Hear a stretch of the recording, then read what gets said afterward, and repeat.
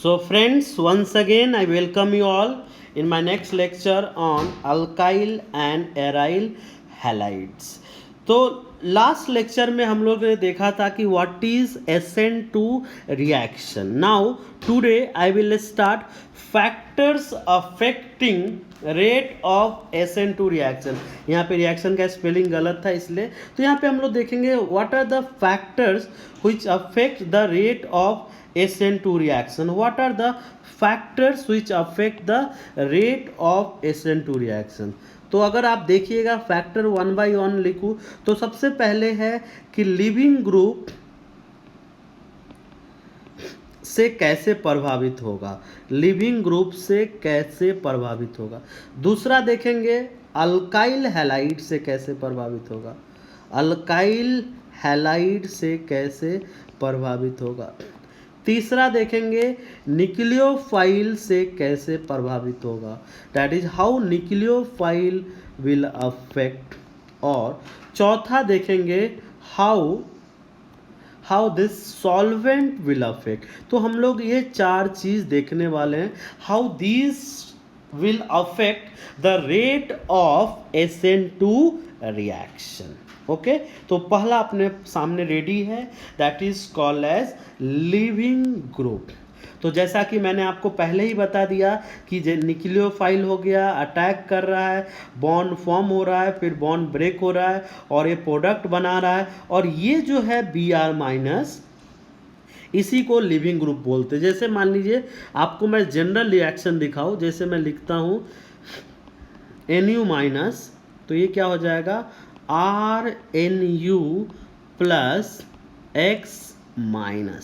Okay तो ये जो X- है ना उसी को बोला जाता है लिविंग ग्रुप. ध्यान रखिए this is called as leaving group. अब अपने को कैसे पता चलेगा कि लिविंग ग्रुप अच्छा है, बुरा है, जाएगा नहीं जाएगा. तो मान लीजिए आपको जस्ट रियल लाइफ से एग्जांपल देता हूं मैं कि अगर कोई अपने घर में है, उसको मुझे घर से बाहर निकालना है, तो वो हेजिटेट कब करेगा जब वो स्टेबल नहीं होगा, मतलब उसके पास खाने का कोई साधन नहीं होगा, पैसा नहीं होगा, तब बाहर जाना पसंद नहीं करेगा. बट मान लो जिसको आप बाहर निकाल रहे हो उसके पास बहुत सारा पैसा है, उसके पास दूसरा घर है, तो बहुत इजीली बाहर चला जाएगा. मतलब यहाँ पे जो पर्सन बाहर जा रहा है उसी को हम लोग बोल रहे हैं living group. We call that person as a living group. तो what is the final conclusion कि अगर कोई चीज बाहर जा रहा है, अगर वो स्टेबल है तो ही बाहर जाएगा, अदरवाइज स्टेबल नहीं है तो बाहर नहीं जाएगा. तो यहाँ पे देखिए ये X- बनता है और X- क्या होगा, ये जो X- क्या होगा बेस. ये जो लिविंग ग्रुप है ये क्या होगा बेस की तरह काम करेगा. X- क्या होगा बेस की तरह काम करेगा. और बेस का क्या मीनिंग होता है कि तुरंत इलेक्ट्रॉन किसी को डोनेट कर देना. अगर बेस स्टेबल है, अगर ये स्टेबल है तो क्या बोल सकते हो कि यस रिएक्शन आगे बढ़ेगा, यस रिएक्शन आगे बढ़ेगा. ये अगर अनस्टेबल हुआ, अगर ये अनस्टेबल हुआ तो मैं पहले ही आपको बता चुका हूं कि अगर बेस अनस्टेबल है तो रिएक्शन आगे नहीं जाएगा, no reaction you can say. तो मतलब सब कुछ किस पे डिपेंड है कि बेस बाहर जा रहा है कि नहीं. अब आपने एक चीज पढ़ा होगा, अगर आपको याद हो कि बेस बाहर जा रहा है मतलब उसकी हम लोग will talk about the stability, कि अगर लिविंग ग्रुप की स्टेबिलिटी ज़्यादा है तो लिख देता हूं मैं, फिर ऊपर वाला टर्म एक्सप्लेन करेंगे. लिविंग ग्रुप की अगर स्टेबिलिटी ज़्यादा है, हायर स्टेबिलिटी, देन हम लोग बोलेंगे बाहर जाएगा, मतलब you can say good leaving group. अगर लिविंग ग्रुप का स्टेबिलिटी लोअर स्टेबिलिटी है, लोअर स्टेबिलिटी है, तो हम लोग क्या बोलेंगे बाहर नहीं जाएगा और बैड लिविंग ग्रुप हो जाएगा. ओके, तो ये चीज़ अपने को ध्यान में रखना है। तो स्टेबिलिटी की बात की गई है, स्टेबिलिटी ज़्यादा होना कम होना। जैसे आपको थोड़ा सा अगेन रिवाइज करा रहा हूँ मैं, आपने पढ़ा होगा 11th में HI एंड HCl, इसमें से सबसे स्ट्रॉन्ग एसिड कौन है? HINHCl में से HI ज़्यादा स्ट्रॉन्ग एसिड है। HI क्या ज़्यादा स्ट्रॉन्ग एसिड है, HCl HI के कंपेयर में वीक एसिड है। तो ये कैसे चेक करते हैं हम लोग? इसको ब्रेक करते हैं और ये क्या बनाता है? H plus and I minus, और इसको ब्रेक करने पे क्या बनाता है? H plus NCl minus. और इसकी स्टेबिलिटी चेक करते, I माइनस जितना स्टेबल होगा that is your conjugate base, Cl minus जितना ज़्यादा stable that is called as conjugate base. I minus जितना ज़्यादा स्टेबल होगा उतना ही स्ट्रॉन्ग एसिड होगा, मतलब I माइनस Cl माइनस से ज़्यादा स्टेबल है, I माइनस Cl माइनस से ज़्यादा स्टेबल है, इसलिए HI क्या है? HCl से ज़्यादा स्ट्रॉन्ग एसिड है। तो अपना कंक्लूजन क्या हो गया कि जो लिविंग ग्रुप है वो अगर स्टेबल है तो अच्छा लिविंग ग्रुप होगा, अगर जो लिविंग ग्रुप है अनस्टेबल है अच्छा लिविंग ग्रुप नहीं होगा। और एसिड से मैंने कैसे कंपेयर किया? आपने एक टर्म पढ़ा होगा, अगर आपको याद हो, pKa, तो बोला जाता है कि pKa की वैल्यू हाइयर है, higher the pKa lower will be the acidic strength, lower will be the acidic strength. मतलब लोअर का मतलब है कि उसका जो कॉन्जुगेट बेस होगा उतना अनस्टेबल होगा। मतलब अगर किसी को अच्छा लिविंग ग्रुप है, अगर किसी को लिविंग ग्रुप अच्छा बनना है तो उसका कॉन्जुगेट वाला जो पार्ट है, कॉन्जुगेट एसिड क्या होना चाहिए, पीके ऑफ कॉन्जुगेट एसिड क्या होना चाहिए? कम होना चाहिए। तो गुड लिविंग ग्रुप, यहाँ पे फिर से लिख रहा हूँ मैं, good living group must have lower pKa of conjugate acid। इस चीज़ को ध्यान में रखना, अगर आपको डाउट है तो मेरे से आप बोल सकते हो। ये चीज़ मैं एक्सपेक्ट करता हूँ कि आपने आयनिक इक्विलिब्रियम नाम का एक चैप्टर 11th में हुआ होगा, वहाँ पे आपने पढ़ा होगा। ओके, तो यहाँ पे देखिए, यहाँ पे कुछ लिखा हुआ है, यहाँ पे पी के वैल्यू दिया हुआ, डायरेक्टली याद नहीं रखना है। यहाँ पे देखिए पी के आई माइनस का क्या है, आई माइनस का एसिड का क्या है, -11 -974।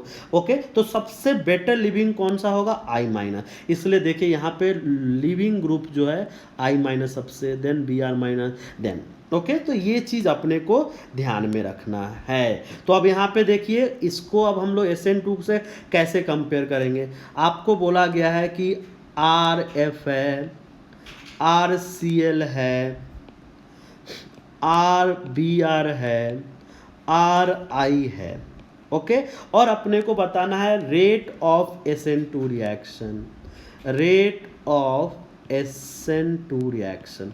अगर अपने को बताना है कि इसका compare the rate of SN2, तो SN2 का रेट मतलब जितना अच्छा लिविंग ग्रुप उतना ज़्यादा रेट। आई रिपीट, जितना अच्छा लिविंग ग्रुप उतना ज़्यादा रेट, उतना जल्दी बाहर जाएगा। जितना ज़्यादा स्टेबल होगा उतना जल्दी वो बाहर जाएगा। आई रिपीट, जितना ज़्यादा स्टेबल होगा उतना जल्दी बाहर जाएगा। तो अगर बाहर जाएगा तो इसमें सबसे बाहर पहले कौन जाए? आई माइनस। तो रेट क्या होगा? दिस इज, तो ये चीज़ को अपने को ध्यान में रखना है कि रेट अगर कंपेयर करना है, जैसे मान लो आपसे बोला गया compare the rate of CH3Cl, CH3Br, CH3F या CH3I, compare the rate of SN2 reaction. तो सबसे अच्छा लिविंग ग्रुप कौन है? I minus. तो सबसे फास्ट रेट किसका होगा? इसका होगा। उसके बाद किसका नंबर आएगा? Br का। उसके बाद किसका नंबर आएगा? Cl का। उसके बाद किसका नंबर आएगा? 4। मतलब इस तरह से we can compare the rate of SN2 reaction. अब देखिए यहाँ पे एक लिस्ट बता रहा हूँ, प्लीज़ यहाँ पे ज़रूरत नहीं, but in general organic chemistry के लिए ज़रूरत है। यहाँ पे देखिए H यहाँ से स्टार्ट करता हूँ मैं, O अगर आप देखोगे ये वाला पूरा लिस्ट आप देख लीजिए, इसका पी के वैल्यू काफ़ी ज़्यादा है, 17, 35, 40, 50। तो ये these molecule can never act as living group, never act as living group, ध्यान रखिएगा। तो लिविंग ग्रुप नहीं होने का क्या मतलब है कि जैसे आपको मैं बोलूं कि RH पर कोई न्यूक्लियोफाइल का अटैक कीजिए, तो ये कभी भी RNU प्लस H माइनस नहीं बना सकता है। मतलब H माइनस कभी भी लिविंग ग्रुप की तरह काम नहीं करेगा। अगर आपको बोला जाएगा कि RCH3 पे NU माइनस का अटैक कीजिए, तो यहाँ पे CH3 माइनस कभी भी लिविंग ग्रुप की तरह काम नहीं कर सकता है, ये भी रिएक्शन नहीं हो सकता है। या तो आपको बोला गया, फिर इसको भी दिखाऊंगा यहाँ पे क्या लिखा हुआ है। अगर आपको बोला गया कि इस तरह से है, NH2 का ले लेते हैं कि RNH2 है, और अगर आप बोला गया है कि NU माइनस से रिएक्ट कराइए, तो ये कभी भी RNU प्लस NH2 माइनस नहीं हो सकता है। मतलब nucleophile can not replace H हो गया, CH3 हो गया, NH2 माइनस, ये कोई भी रिएक्शन नहीं होगा। इसलिए न्यूक्लियोफिलिक सब्स्टिट्यूशन हम लोग अल्केन में या अमाइड में नहीं पढ़ते हैं, या अल्कोहल में डायरेक्ट नहीं पढ़ते हैं। तो OH ये सब कभी भी ऐसे न्यूक्लियोफाइल काम नहीं करेगा। अगर नहीं होगा तो मैं बाद में आपको एक लिस्ट बताऊंगा जहां पे शायद मैंने कंक्लूजन किया, यस कंक्लूजन है, वहां पे देखेंगे हम लोग। क्लियर है? तो ये चीज़ हम लोग ने जान लिया कि कब न्यूक्लियोफाइल होगा, कब अच्छा रेट होगा, तो ये चीज़ देखा। अब देखिए यहाँ पे कुछ अगेन ये थोड़ा सा ज़्यादा याद नहीं रखना, सिर्फ आइडिया लेना अपने को कि यहाँ पे जितने भी पी के वैल्यू दे रखा है, आप ध्यान से देखिए कि जिसका पी के वैल्यू कम है, जिसका पी के वैल्यू कम है, they are excellent leaving group, they are excellent leaving group. और जिसका पी के वैल्यू काफ़ी ज़्यादा है, देखिए ये वाला से, they are bad leaving group. तो ये पूरा लिस्ट याद नहीं रखना अपने को, मैं बताऊंगा आगे। अपने को सिर्फ क्या रखना है कि I minus better leaving group है इन ऑल द हैलोजेंस, ये चीज़ अभी के लिए। और दूसरा है ये वाला टेबल जो अपने को याद रखना है, और ज़्यादा चीज़ अपने को फोकस, ये भी देखेंगे, ये बाद में देखेंगे, ये वाला टेबल अपने को याद रखना है। प्लीज़ ध्यान रखिएगा, ये टेबल देखिए, ये टेबल मैं बोल रहा हूँ, ये टेबल अपने को याद रखना है। तो यहाँ पे एक्सीलेंट लिविंग ग्रुप जो सबसे अच्छा, सबसे ज़्यादा स्टेबल है, these are excellent, N2ROH water. Good living group में भी है I minus, Br minus, Cl good. और जो बिल्कुल लिविंग ग्रुप की तरह काम नहीं कर सकता है, ये सब कभी भी एज ए लिविंग ग्रुप काम। अब यहाँ पे देखोगे F माइनस, इसलिए कभी भी न्यूक्लियोफिलिक सब्स्टिट्यूशन RF में नहीं करता है। तो ये सब never act as leaving group. मतलब आप देखिए इसका कंक्लूजन क्या हो गया, ROH पे या RNH2 पे या RH पे या RR पे, ओके, RR पे, CN तो फिर भी चलता, या RF पे, ये सब पे न्यूक्लियोफिलिक सब्स्टिट्यूशन डिफिकल्ट होगा, विल हैव न्यूक्लियोफिलिक सब्स्टिट्यूशन क्या होगा, डिफिकल्ट होगा। Nucleophilic substitution, nucleophilic substitution nucleophilic substitution will be difficult. तो ये चीज़ ध्यान रखेंगे। तो हम लोग अल्कोहल में ये सब रिएक्शन हम लोग नहीं करते। एक थोड़ा सा ज़्यादा नॉलेज के लिए एक और सेट ध्यान से देखिए। ये सब जितने भी आप देख रहे हो, ये वाला, ओके, ये वाला, अगर अपने को कभी कंपेयर करना हो कि compare the rate of nucleo, तो ये आप ध्यान से देखिए। अब ये क्या है, सभी के सभी काफ़ी स्टेबल है। स्टेबल क्यों है? बिकॉज यहाँ का रेजोनेंस इधर जा रहा है, ये रेजोनेंस इधर जा रहा है। ये CF3 देखिए काफ़ी ज़्यादा स्टेबल है, फिर ये देखिए रेजोनेंस में है, मतलब ये सभी they are very good living group. तो these all are very good living group. Okay तो कभी कभी आपसे मान लो ऐसा क्वेश्चन है, compare the living group aptitude. जैसे हम लोग देखते, जैसे मैं आपको बताता हूं, मान लो कोई क्वेश्चन आपसे पूछा गया, आपको पूछा गया compare living group aptitude. Okay compare, कौन अच्छा लिविंग ग्रुप है, कौन बुरा लिविंग ग्रुप है। जैसे आपको बोला गया कंपेयर, जैसे आपको बोला गया कि इसको CH3O माइनस, मान लीजिए CH3COO माइनस मान लीजिए, या ऐसे बोला गया दिस इज, इसमें से कंपेयर करने अगर बोला गया compare the living group aptitude, कौन अच्छा लिविंग ग्रुप होगा। तो मैं आपको पहले ही बोला कि जो मॉलिक्यूल स्टेबल होगा वो अच्छा लिविंग ग्रुप होगा। तो देखिए ये CH3 यहाँ पे प्लस आई इफेक्ट लगा रहा है, तो ऑक्सीजन पे चार्ज इंक्रीज कर रहा है। ये चीज़ आपने पढ़ा होगा GOC में। यहाँ पे देखिए रेजोनेंस हो रहा है तो ये स्टेबल हो रहा है, यहाँ पे भी रेजोनेंस हो रहा है तो ये स्टेबल हो रहा है, मतलब कंफर्म ये सबसे लास्ट में आएगा। और इस दोनों में कंपेयर करते हैं, तो इस दोनों में अगर आप देखिएगा ये फर्स्ट आएगा, ये सेकेंड आएगा। ऐसा क्यों मैं बोल रहा हूँ? बिकॉज आपने एक GOC में कॉन्सेप्ट पढ़ा होगा, equal resonating structures are more stable. I repeat, equal resonating structures are more stable. जैसे मान लीजिए कि मैं CH3, इसका अगर रेजोनेंस बनाऊँ तो क्या बनेगा, O माइनस A, और यहाँ पे अगर मैं बनाऊँ तो इसका भी रेजोनेंस क्या बनेगा, ये यहाँ पे डबल बॉन्ड नहीं आएगा, देन विल बी माइनस यहाँ पे आएगा, और ये सब बाकी सेम रहेगा इस तरह से। अब तो इसलिए ये अब equal resonating structures are more stable. अब किसी के मन में डाउट आ सकता है, सर ये वाला मॉलिक्यूल के पास सिर्फ 2 रेजोनेटिंग स्ट्रक्चर है और इस वाले मॉलिक्यूल के पास 4 आएगा, ये फिर से डिलोकलाइज हो सकता है, और ऐसे यहाँ पे माइनस आएगा, फिर यहाँ पे माइनस आएगा, ऐसे ऐसे बहुत सारे रेजोनेटिंग स्ट्रक्चर मैं इसका बना सकता हूँ। मैं अगर किसी को डाउट है तो रेजोनेटिंग स्ट्रक्चर देखिए बना सकता हूँ। बट आप ध्यान से देखिए यहाँ पे, अगर आप देखिएगा इस पार्टिकुलर केस में अगर हम लोग बात करें, ओके इस पार्टिकुलर केस में अगर हम लोग बात करें, ऑक्सीजन से निगेटिव कहाँ पे आ रहा है, कार्बन पे आ रहा है, और यहाँ पे इस वाले केस में ऑक्सीजन से निगेटिव ऑक्सीजन पे जा रहा है। आप मुझे बताइए कार्बन पे निगेटिव अच्छा है या ऑक्सीजन पे निगेटिव अच्छा है?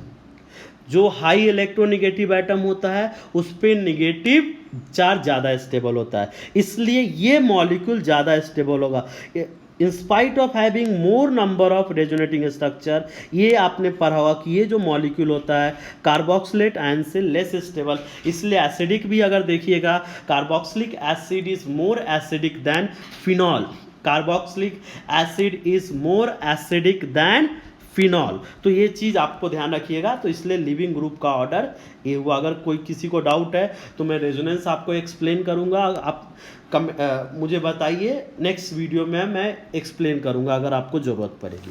तो ये हो गया लिविंग ग्रुप कैसे कंपेयर करते हैं।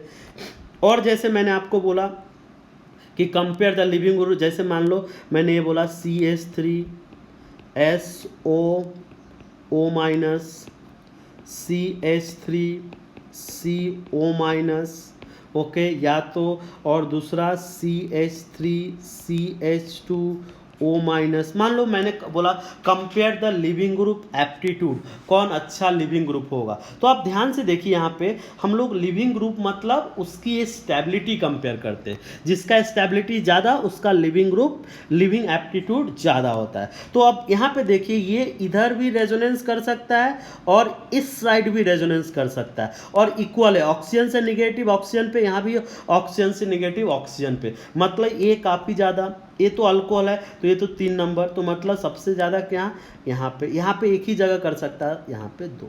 So this is the order, you can say. हम लोग ऑर्डर निकालिए कैसे। एक और क्वेश्चन देता मैं आपको, ये लास्ट क्वेश्चन रहेगा। हम लोग कंपेयर कर रहे हैं लिविंग ग्रुप एप्टीट्यूड। मान लीजिए O- है, O- NO2 है, and this is O- CH3 है, और आपसे बोला कंपेयर, तो मतलब हम लोग इनडायरेक्टली क्या कंपेयर करेंगे, स्टेबिलिटी। स्टेबिलिटी कैसे, तो NO2 ग्रुप -M इफेक्ट लगाता है, आपको पता होना चाहिए, -M लगाता है, और -M से इलेक्ट्रॉन डेंसिटी इस तरफ खींचेगा, तो ऑक्सीजन पे जो डेंसिटी है वो धीरे धीरे कम हो जाएगा। CH3 +M इफेक्ट लगाता है, तो ऑक्सीजन के इलेक्ट्रॉन डेंसिटी और इंक्रीज करेगा, मतलब डीस्टेबलाइज करेगा। यहाँ पे कोई, तो जितना ज़्यादा इलेक्ट्रॉन डेंसिटी डीलोकलाइज्ड होता है उतना ज़्यादा मॉलिक्यूल क्या होता है, स्टेबल होता है। इसलिए सबसे अच्छा लिविंग ग्रुप कौन सा होगा, ये। उसके बाद इसका नंबर आएगा, सबसे लास्ट में क्यों होगा, बिकॉज CH3 +I इफेक्ट लगाता है, और +I इफेक्ट से ऑक्सीजन के निगेटिव को और इंक्रीज करेगा, मतलब और डीस्टेबलाइज करेगा। यहाँ पे ऐसा कुछ नहीं है, तो इसलिए तो इस तरह से आप कंपेयर कर सकते हो। That is the aptitude of living group. तो हम लोग वापस इस पे आते हैं। देखिए जो मैंने आपको कंपेयर करके बताया था, ध्यान रखिएगा। तो यही है कंक्लूजन कि क्या होता है I- क्या होता है Br-, these are very good living group. और बाकी, और यहाँ पे सिर्फ नॉलेज के लिए, अगर जहाँ तक नीट और मेंस का सवाल है, आप इसको सिर्फ याद रखिए तो आपका काम हो जाएगा। अगर आप सिर्फ अगर ये पार्ट को याद रखते हो, ये वाला पार्ट अगर आपको सिर्फ याद है, ये वाला पार्ट मैं बोल रहा हूँ, ये पार्ट अगर आपको याद है कि alkyl iodide will give higher rate in SN2 reaction and alkyl fluoride give lower rate in case of SN2 reaction. Okay, तो चलिए ये हो गया। नाउ एक और कर लेते हैं, और फिर यहाँ पे अल्काइल हैलाइड। तो दूसरा, अल्काइल हैलाइड पे रेट कैसे डिपेंड करेगा, हाउ दिस। तो ऑलरेडी देख चुके हम लोग, rate of reaction equals to K into concentration of nucleophile, concentration of nucleophile into concentration of alkyl halide, alkyl halide. तो ये चीज ध्यान रखिएगा कि rate of reaction is directly proportional to alkyl halide, मतलब जितना ज़्यादा कॉन्सेंट्रेशन आप लोगे उतना ज़्यादा रेट ऑफ रिएक्शन होगा, जितना कम कॉन्सेंट्रेशन लोगे उतना कम रेट ऑफ रिएक्शन होगा। सो बस आज के लिए इतना ही। नेक्स्ट लेक्चर में देखेंगे what is the third factor nucleophile, और काफ़ी डिटेल में डिस्कस करने वाले हैं न्यूक्लियोफाइल। Okay, thank you.